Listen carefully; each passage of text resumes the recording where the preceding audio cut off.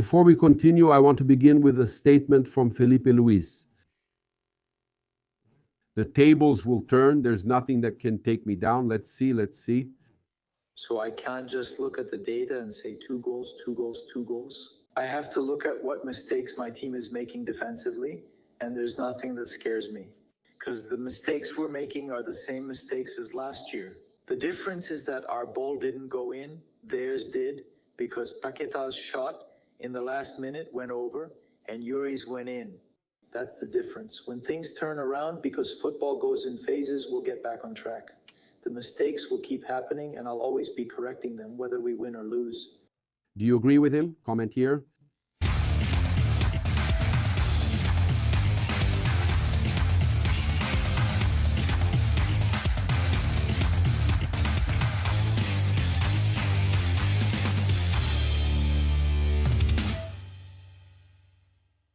Hey everyone, red and black greetings from Flamengo.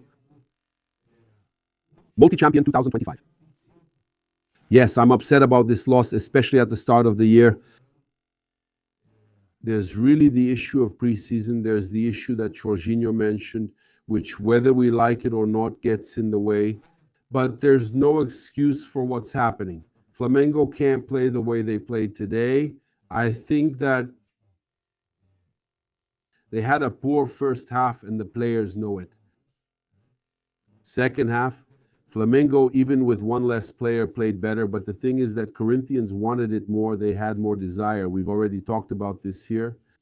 Now, Felipe Luiz complained. I just want to invite you to subscribe to the channel, turn on notifications, hit the bell, and leave a like. In the other video, Felipe Luiz complained about the issue of the sending off. See, before starting the second half, after he had planned everything during halftime, why not at the end of the first half? When video assistant referee reviewed it, video assistant referee analyzed and understood that there was nothing. Everyone went to the locker room.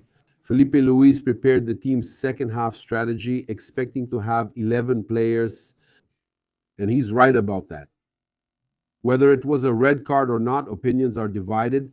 Honestly, I don't think it was a play for a red card. He tries to get away from the player and then barely brushes him with his arm. It wasn't really a direct shot to the face, but that's fine if you thought it was. Why didn't he send him off in the first half? Why wait until halftime, let him plan the strategy, and then send him off? Felipe Luiz is absolutely right. Let's listen here. I've never seen anything like this in my life. I don't know if it's ever happened anywhere else, but I've never seen anything like it. Because the players were waiting on the field and then went back to the locker room since the play was reviewed, so we prepared the whole plan to play 11 against 11. Afterwards, when I saw that he went to the video assistant referee, which could already happen, I started thinking about a strategy or some way to try to play better. And the team still managed to keep the ball, trying to push Corinthians into their own box as much as possible. But for sure, it's better not to say anything. I don't want to make excuses for the loss. I don't want to talk about any of that, give any excuses, but I had never seen it before. Don't you understand? So I want to add to what he said that he had never seen it before. I had never seen it either. Regardless of whether it was supposed to be a red card or not, it's very clear there was outside pressure. Now, whether it was from the Brazilian Football Confederation, from the television, was it a commentator, journalist, television, someone from Corinthians, or the Brazilian Football Confederation who created this outside pressure? It's clear if he returns to the locker room. Video assistant referee reviewed it and saw nothing, and the referee agreed. So why do they decide to act when they come back? Because there was pressure, someone said something, someone spoke up, there was outside pressure, and that's very serious. If it were Flamengo, reverse the situation, Flamengo winning the Super Cup with a Corinthians player being sent off, that way the world would collapse. Everything would be about Bagrineto and company, Flamengo claiming Varmengo and cheating, and the world would fall apart.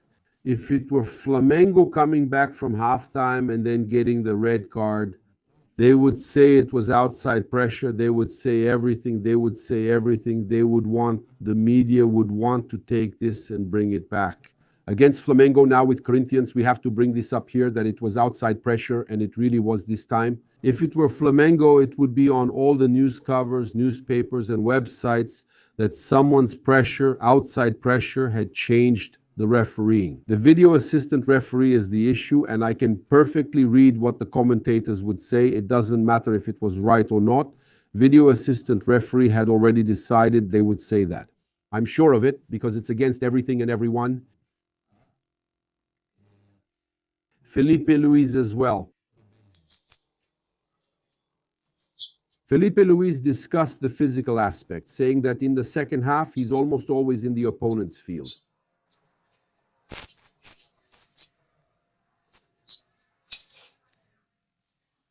Jorginho, I'll bring here Jorginho's quotes, the whole mixed zone that we recorded. Jorginho talks about the preseason. That coming back earlier disrupted the preseason, so he makes it clear there's also the physical aspect. So you said one thing, Jorginho said another, but let's go. I don't know. Second half with one less player. The tendency was for Corinthians to score 3 or 4 and win easily. A team that should be much better physically. And it's not. That's the case. I like to be very objective with my analysis. Each defeat you mentioned has different contexts and not just the timing. So he said it's not the physical part. Now look, Flamengo isn't playing badly. Or very well with bad results. That's important. That it's very well with bad results. That's important to mention because Flamengo isn't playing badly. I can't say, for example, that the loss to São Paulo was fair. I can't say, for example, that today's result in the first half, right? Then in the second half, the whole context led to what it led to, that the first half result was fair. Like I said, these are balanced games. There are no easy games. I don't need to send fans a message. My job is to work, and that's what I've told them. The worse the situation, the only way we have is work, work, work to get back to winning. And the message to the fans has to be delivered on the field with commitment, with dedication, just like it's happening now. No, I didn't think the team showed up today. I prefer to tell the fans to watch the team on the field and then judge. Not today, sorry, Felipe, but today the team didn't have even a tenth of Corinthians' will. Didn't have even a tenth of Corinthians' will. That's the reality, right? We're still going to show here the issue of leaving the field, right?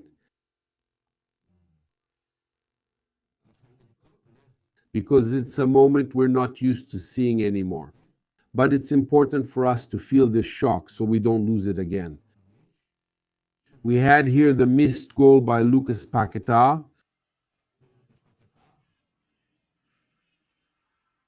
Unbelievable, right? The image that Raisa captured, look at this.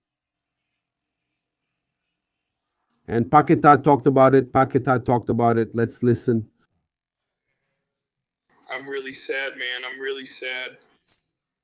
First, I could have given Flamengo a chance to get back in the game, but I failed. And honestly, I can't say something like that, given my responsibility. I did what I could to be here. I did what I could to be in this final. But the only thing I can promise is to work hard to find my best physical level again. Because we have a sign later this month. The Recopa. So he's talking about the Recopa. Flamengo still has an international final. Flamengo must win for the title, and Paquetá needs it too. He leaves Flamengo after losing a South American final, which is also a title. Now he can reclaim the South American title in the Recopa, and may Flamengo wake up, may Flamengo recover so they can do well in this Recopa. Here's what I'll do. I'll bring you the highlights first thing in the morning. Then I'll react to Felipe Luis's press conference with you at 5 a.m. And I'll also bring the mixed zone early in the morning. I'll react to the mixed zone too and bring some other news. Unfortunately, this whole situation, I honestly, man, it's the worst, huh? Part of the Corinthians squad had food poisoning. The guys were supposed to be there in much worse shape, right? We also had a game marked by Felipe Melo, who was practically kicked out of the section there from the press area where he was next to the Corinthians fans, right?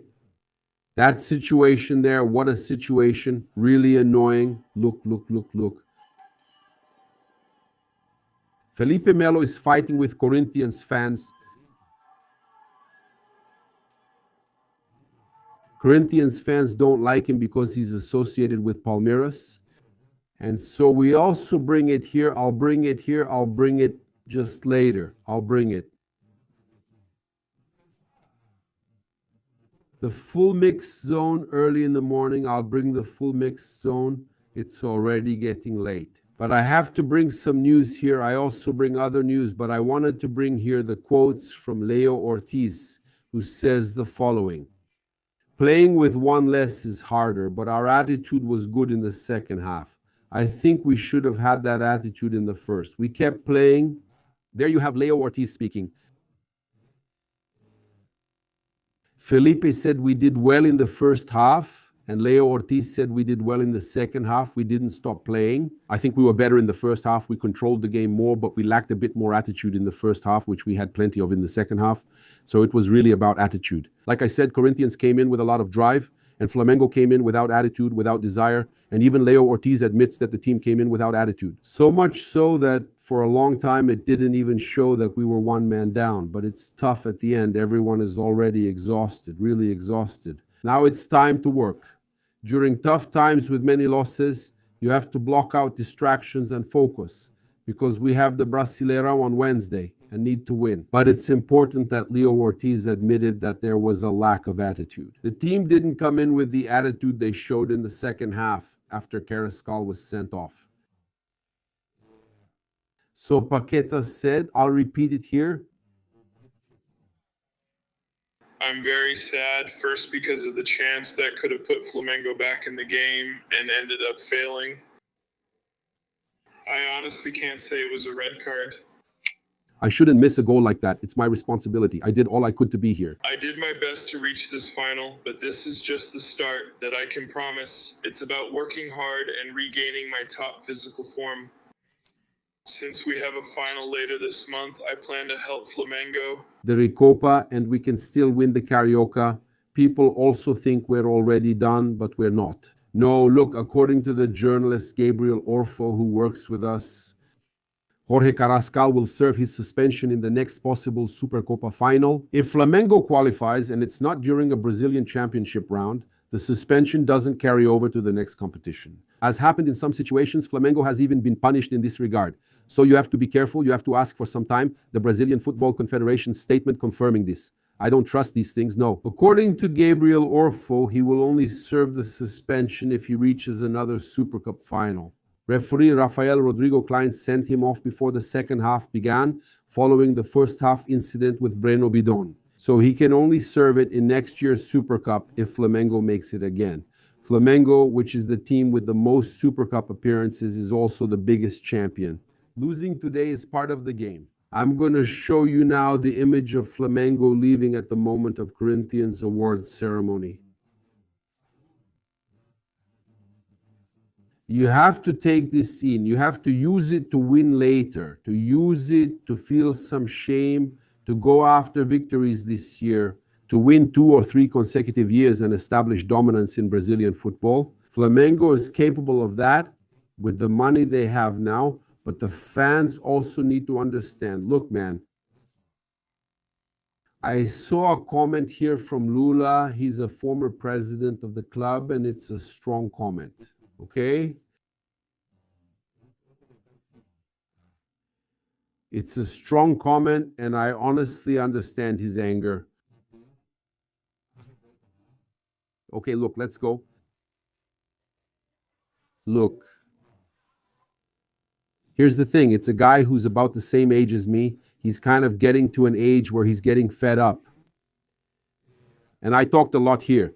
The Corinthians board sent 180 buses for the fan clubs to go to Brasilia. The Flamengo board didn't send any. They helped with the mosaic, but they didn't send buses for the organized fans to go and celebrate. There's that group in the stands too, right? Hey, my brother's from the stands. I'm my brother Lula, the partner's crew here. Let me tell you something. Let me say something here. Look, you keep using influencers and bloggers to say, oh, let's unite in the stands. Let's unite in the stands. How can you ask influencers and bloggers to unite in the stands if you're a hypocrite and you don't give your life in the stands? For Flamengo, you like to shout and say your team is worth billions? Go on, let's go. You're a fan because you sing, and I swear that in the worst moment, I'll support you until the end. So why don't you honor what you earn?